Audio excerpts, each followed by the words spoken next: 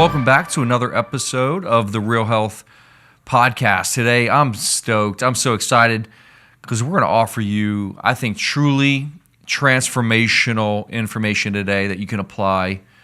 You know, it's one of the things that this topic is sometimes scary for people. I legitimately have conversations who have a fear about what we're going to talk about, and you don't have to. You know, it's not just part of the getting old. It is something that's completely preventable, and we shouldn't just chalk it up as, I'm just getting old. My memory's, fading. The reality is we should have a healthy brain for the rest of our lives. And today we are going to talk about brain health. Specifically, we're going to talk about Alzheimer's, dementia, how to prevent neurodegenerative conditions. And we're going to talk about the causes of Alzheimer's today. And I couldn't be more excited for you to join today's show. If you're 25 years old listening to this, this is important for you today. Not just for you, but it could be so impactful for your mom or your grandma or your father or your grandfather. You can send them this podcast, and immediately, if you take these strategies, you'll start to really form a healthy brain today. But guys, this is just this week, I had a patient who's following this protocol, as well as doing some in-office procedures, getting adjusted, using a laser for the brain, and their tau protein numbers reduced 19% in 90 days. Truly remarkable. So what are we talking about? We're talking about neurodegenerative conditions. Alzheimer's is not just getting older. It's not random. It's not just purely genetics, and it's not inevitable. We're watching rates climb rapidly, and here's the reality. Alzheimer's is largely a lifestyle-driven, metabolic, inflammatory, and toxic condition. And if that's true, if you believe that to be true, which I do, that means we have control. Today, I'm going to walk you through the real causes of Alzheimer's dementia. The framework behind the conversation is based on the Bredesen protocol. And we're going to talk exactly how to build a brain that resists degeneration. What is Alzheimer's? Like, what is actually happening? Well, traditionally, Alzheimer's is thought of as a genetic disorder, a genetic disease caused by amyloid plaques. But here's the problem. Amyloid is not the root cause. It's a protective response. The reason why there's elevation of amyloid in the brain is because there is a neuroinflammatory process that's happening. It is you're testing a level that's showing you the activity of the brain. And think of it like this. When the brain is under attack, amyloid is produced as a defensive mechanism. So the real question is, what is the brain defending itself against? And so there are three primary drivers. Let's get into it. Let's add value to you today. There are three major subtypes based on the Bredesen model. The first one is inflammatory. Type 1, also known as a hot brain, is an inflamed brain. And this inflammation is driven by poor diet, so processed foods, and tons of bad fat, like seed oils. It's driven by gut dysfunction, chronic infections, and this could be Lyme, this could be mold, this could be viral, this could be bacterial. But there's usually some infections behind this that's driving the chronic inflammatory process, and environmental triggers. The key mechanism here is that chronic inflammation leads to what we call a synaptic loss that then starts to shrink the brain. What are our cues, right? Like, what are early warning signs? And this is crucial. This is not, hey, I'm just 40 years old or 50 years old and this is happening to me. These clinical clues are maybe culturally normal, or what we call in the office culturally common, but they are not normal. The big three is, do you have brain fog? Do you have fatigue, and really cognitive fatigue? And is there any history of autoimmunity? Those are three things that we look at. The second subtype is what we call a deficient brain. So the first one's a hot brain. The second one's a deficient brain. This is termed atrophic. This is a lack of support. The problem is a lack of support. And they're key nutrients that the brain needs, drivers that the brain needs. And so hormones could be deficient. This is massive testosterone and estrogen levels. If you're low in these hormones, it is going to cause a deficient brain, an atrophic brain. Low vitamin D is also associated. Low B12, which is your whole methylation system, and lack of stimulation. So lack of stimulation or deficient stimulation is a problem within itself. One of the things that we talk about in our protocols with patients is, are you exercising your brain? Are you stimulating your brain? One of the most powerful ways to stimulate the brain is getting adjusted, so chiropractic care, and novelty, learning something new. The brain is always looking to learn. And if you stop learning, then we're going to have a deficient brain. It's like if you stop strength training, you're going to have a deficient muscular system. It's the same thing. If you stop lifting heavy weights relative to you're going to have musculoskeletal loss. If you stop learning, then you're going to have a deficient brain. The brain is not getting the signals it needs to maintain itself. And so this is massive in aging populations, low protein diets, low fat diets, and sedentary lifestyle. The third subtype and the final subtype is a poison brain. What do I mean by poison brain? It's toxic. What could it be toxic in? Heavy metals is one of the biggest issues that we're seeing, especially in a generation that had amalgam fillings in their mouth, tons of aluminum, tons of mercury. We see air pollution, chemicals. There's more plastics in our society than ever before, and those plastics, they literally accumulate in brain tissue. I don't remember the exact percentage, but it's more than 1% of the brain is of microplastics. The weight of the brain is full of microplastic. Mold toxicity is an extremely common issue today. And when we look at mold as a toxin, as a biological toxin, it is a root drive or a root cause of Alzheimer's. What are the clinical cues? Just like brain fog was a clinical cue before, a clinical cue for toxicity is, are you sensitive to the environment? Are you, like, if you get a perfume, does it cause a headache if you smell perfume or cologne?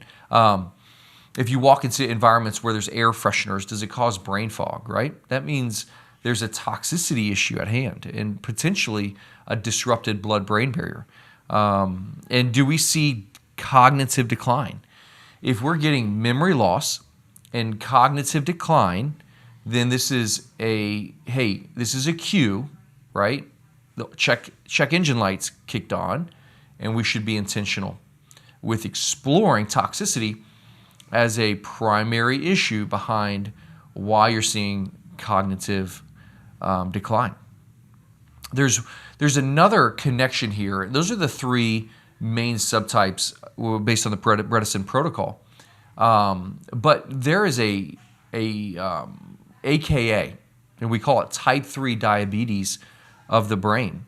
Alzheimer's is often called that because when we see an Alzheimer's brain, we see an insulin resistant brain. The brain, when it becomes insulin resistant, is unable to use glucose properly. And when it can't use glucose properly, then we are in a significant metabolic loss. The brain uses sugar for fuel, and it uses fat for fuel. So insulin resistance is usually a major correction for our patients. We put them on ketogenic diets because we are trying to drive insulin sensitivity and use ketones as our source of fuel. So the brain is literally starving when it's in a diabetic state.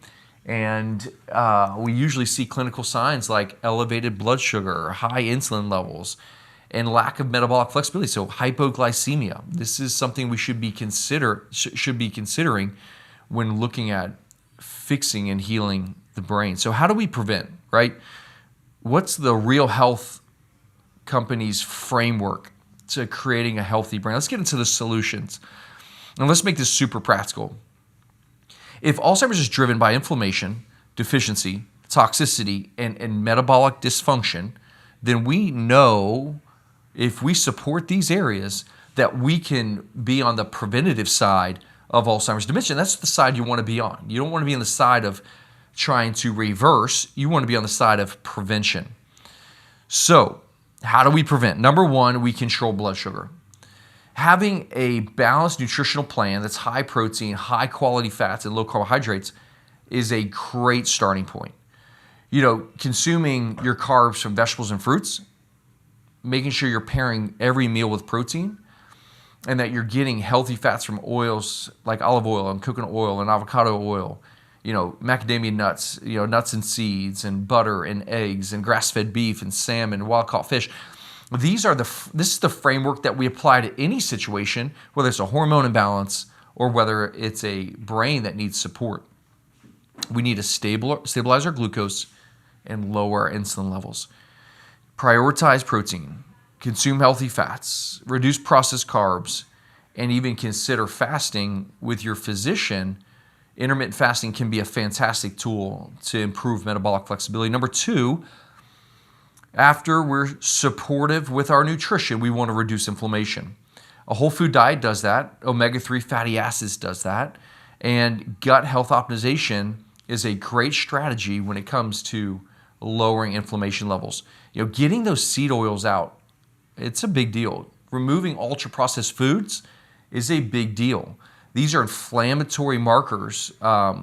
We see inflammatory markers increase when we consume seed oils and processed foods. So clean up the nutrition, reduce healthy fats. Number three, support the brain. How do we support it? How do we strengthen it?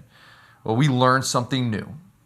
Whether it's an app that we use, there's I think one called Lumosity, which is a fantastic learning app, a memory app that you can use that every day, 3 to 5 minutes a day can make a big difference if you do it every day to strengthen these neural pathways.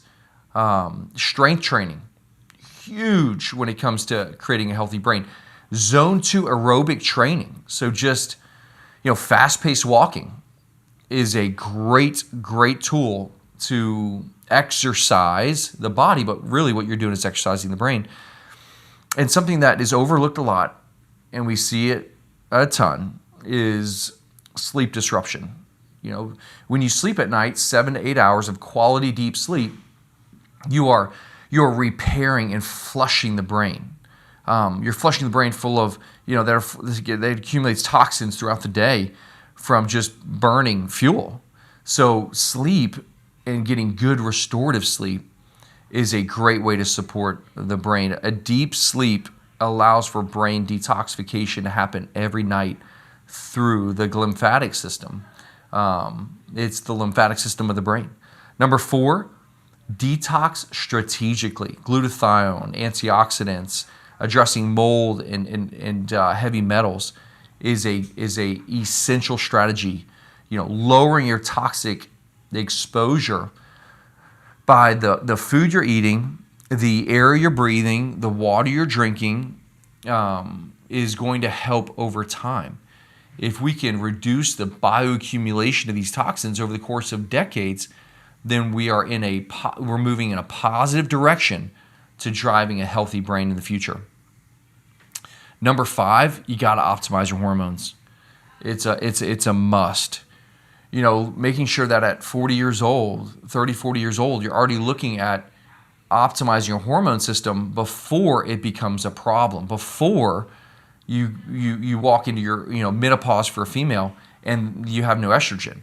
Estrogen is one of the most important hormones for a healthy brain. It is a hormone that reduces inflammation of the brain.